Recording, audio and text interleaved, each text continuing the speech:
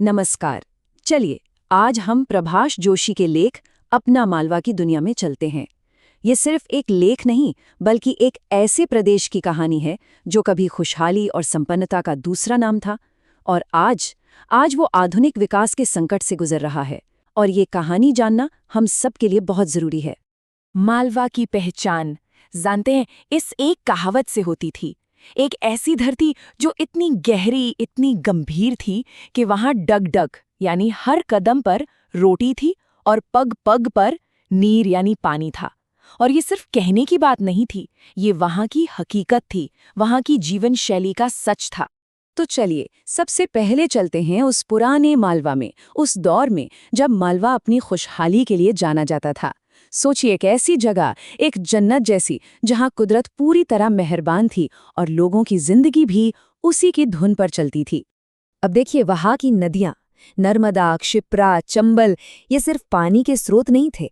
लोग उन्हें माँ का दर्जा देते थे, उन्हें नर्मदा मैया कहकर पूजते थे। ये रिश्ता था उनका अपनी नदियों से, एकदम गहरा, आध्यात्मिक। वो मानते थे कि नदियां पानी नहीं, जिंदगी देती हैं, बिल्कुल माँ की तरह। लेखक अपने बचपन को याद करते हैं और क्या कमाल का मंजर बताते हैं कि जैसे ही मॉनसून आता था ना, तो पूरी जमीन जैसे जाग उठती थी। हर तरफ बस पानी के बहने की वो कल कल की आवाज गूंजती थी और यही आवाज तो मालवा के खुशहाली की, उसकी जिंदा दिली की निशानी थी। लेकिन ये सब अब पुरानी बातें हो गई हैं। आज वो हरा भरा मालवा वैसा नहीं रहा। तस्वीर पूरी तरह बदल चुकी है। चलिए अब देखते हैं आज की कड़वी और चिंताजनक सच्चाई को।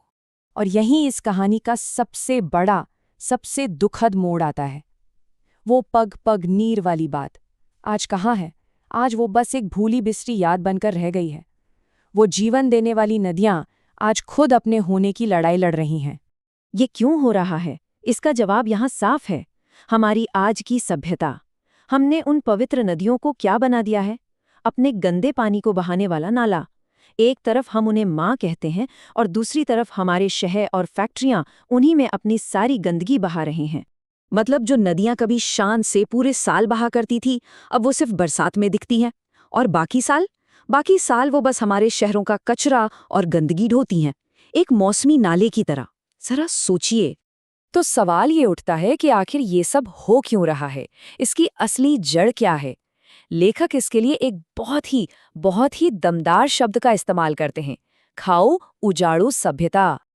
तो ये खाओ उजाड़ू सभ्यता है क्या? ये वही डेवलपमेंट वाली इंडस्ट्रियल सोच है जो यूरोप और अमेरिका से आई। हम इसे बड़े गर्व से विकास कहते हैं, पर लेखक कहते हैं कि ये विकास नहीं, ये तो उजाड़ने वाली असभ्यता बन चुकी है।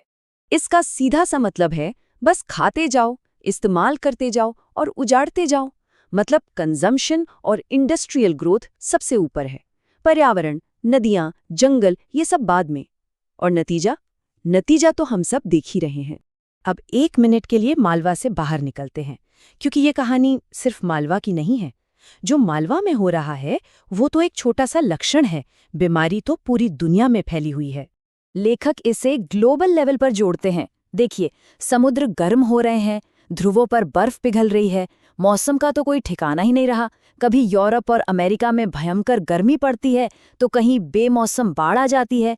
ये सब एक ही कहानी के अलग अलग हिस्से हैं और इन सब का एक सीधा असर आंकड़ों में भी दिखता है।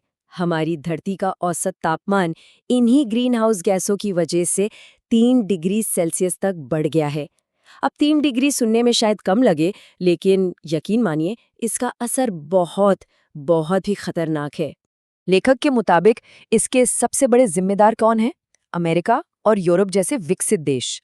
और वो बताते हैं कि अमेरिका ने तो साफ साफ कह दिया है कि भाई हम अपनी ये खाऊ उजाड़ू लाइफस्टाइल से कोई समझौता नहीं करने वाले।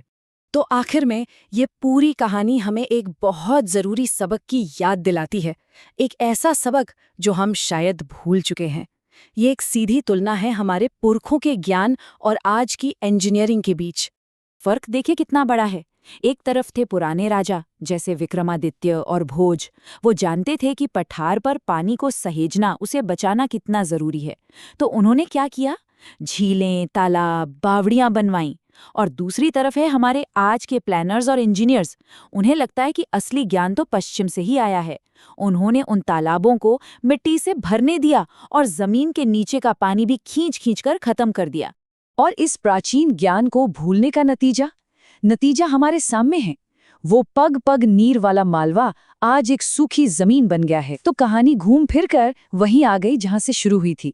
बस फर्क इतना है कि अब हर कदम पर पानी नहीं, पानी का संकट है। तो आखिर में लेखक हमारे लिए एक बहुत बड़ा सवाल छोड़ जाते हैं, एक ऐसा सवाल जिस पर हम सबको सोचना चाहिए कि क्या जिसे हम विकास की औद्योगिक सभ्यता कहकर इतना गर्व करते हैं, वो असल में उजाड़ की अब सभ्यता तो नहीं है।